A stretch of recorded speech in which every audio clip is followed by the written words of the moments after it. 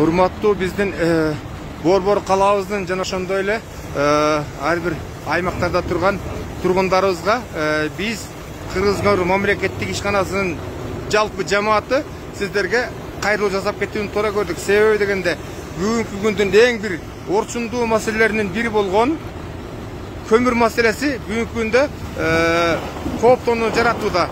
Ошол себептен сиздерге биз так жана туура маалымат жеткизип коюуну туура көрдүк.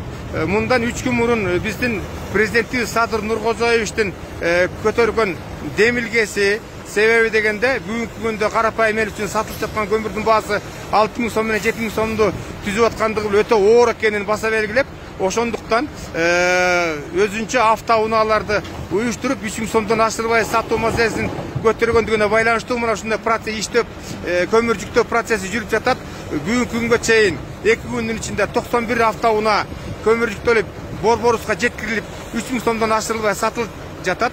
Азыркы күндө мына ушул тапта бизде азыр 86 машина Каракече кесиминде, көмүр кесиминде кезек күтүүдө. Ушул автоунаанын баардыгы ошол биздин президентибиздин көтөргөн демилгесинин негизинде түзүлгөн автоунаалар. Ошондуктан урматтуу туугандар, эч кандай кооптонууга негиз жок деп мен сиздерге дагы бир жолу кайтарып кетким келет. Мына өзүңүздөр көрүп турган мына ушул биз турган жер так мына көмүрдүн кендин үстүндө турабыз. Ушул жерде 50 000 тонна көмүр ачык турат. Мындан тышкары биздин жогору жагыбызда, тиги жогору жагыбызда 20-чы профиль деп коебуз. Ал жерде өзүнчө дагы жүктөө процесси жүрүп жатат. Ал жерде бир 80 000 тоннадай көмүр ачык турат.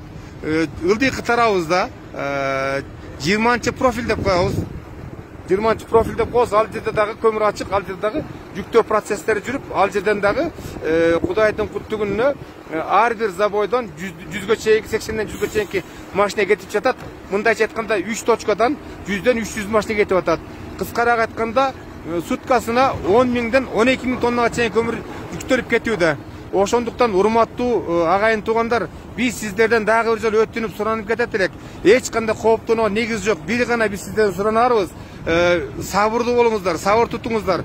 Сабырдуу болуп, чыдамдыкка моюнсунсаңыздар, Кудай буйруса, көмүрдүн запасы баардыгыбызга жеткиликтүү запас бар. Ошон үчүн биз сиздерден дагы бир жолу өтүнүп кетебиз. Ошол ажобуздун көтөргөн демилгесин колдоп, ошого сабырдык менен мамиле кылалы, урматтуу туугандар. Көмүрдүн запасы баардыгыбызга жетет. Камсанага негиз жок, урматтуу туугандар.